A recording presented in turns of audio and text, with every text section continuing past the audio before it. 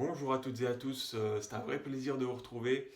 Bon, je suis un peu fatigué, j'ai la tête des mauvais jours parce que ma petite, voilà, elle a les dents qui poussent, elle a aussi des crises d'angoisse la nuit, elle bouge beaucoup là, elle commence à ramper, elle commence à grimper, à grimper sur le canapé, enfin, elle arrive à se tenir debout, bref, enfin, voilà, c'est un peu fatigant.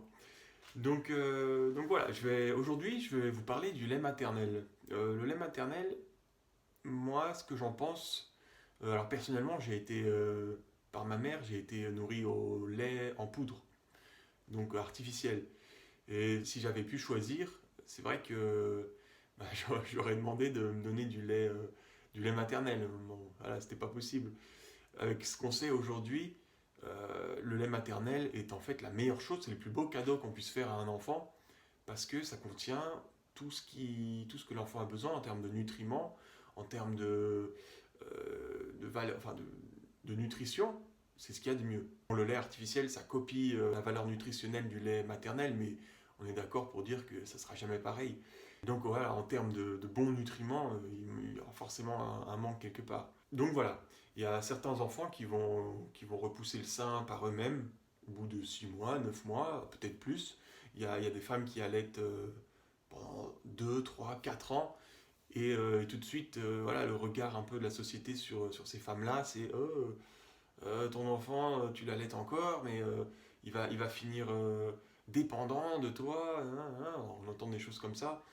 Bon, bah, moi, je suis pas tout à fait d'accord parce que j'estime que si l'enfant ne repousse pas le sein, eh ben, c'est qu'il en a besoin. Et que ben, un jour ou l'autre, il dira bon, maintenant ça suffit. Voilà, j'estime qu'il faut laisser à l'enfant son rythme, encore une fois. Voilà. Et le corps, son corps sait s'il a besoin de lait ou pas. Donc le lait maternel, il est d'une richesse incroyable. Il contient toutes les bonnes choses dont le bébé a besoin. Hein. On dit d'ailleurs que le procédé de fabrication du lait par la femme est fait en sorte que ça ne donne que les bonnes choses au bébé. Donc c'est plutôt génial. Les bébés qui sont allaités au sein le plus longtemps possible tombent moins malades. Voilà. En plus, voilà, qui dit processus naturel dit que bah, c'est l'expression même de la vie, c'est l'expression naturelle de la vie, et il n'y a rien de plus incroyable que ça. Moi, je ne vois pas pourquoi on remplacerait, on substituerait un procédé naturel par un procédé artificiel, à moins que certaines femmes ne puissent pas produire de lait. Et dans ce cas-là, bien sûr, la solution du lait artificiel est adaptée. Mais je suis contre le fait de passer tout de suite au lait artificiel alors que les femmes produisent du lait. Je trouve ça un peu dommage. Et donc, avec ma femme, qui bien sûr est exceptionnelle, on a décidé, même avant la naissance, voilà, elle m'a confié que pour elle, bah, c'était vraiment très très important d'allaiter au sein. Parce que bah, déjà, c'est culturel, parce qu'elle elle vient de Lettonie, donc c'est un petit pays dans la Baltique. Et bon, déjà là-bas, le congé maternité dure 1 an et demi, comme en Russie d'ailleurs. Voilà, on respecte beaucoup plus la relation mère-enfant, je trouve, qu'en France où bah, le congé maternité dure 3 mois. Et voilà, la maman n'a pas vraiment le temps déjà. De 3 mois, c'est rien. Donc 3 mois avec un bébé, bon, ouais, on pourra l'allaiter 3 mois, mais ensuite, dès qu'on va reprendre le travail, ça va être beaucoup plus compliqué. Donc voilà, donc nous, on a vraiment fait ce choix et ben, on en est très content parce que vraiment, ça nous tenait à cœur.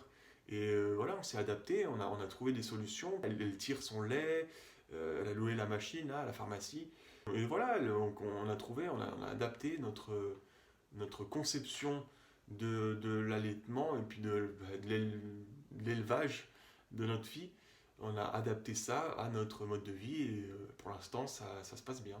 Moi, donc en fait, la société française, indirectement, et occidentale, hein, il n'y a pas que en France, mais avec un congé maternité qui dure aussi peu longtemps, eh bien, on favorise en fait l'allaitement artificiel.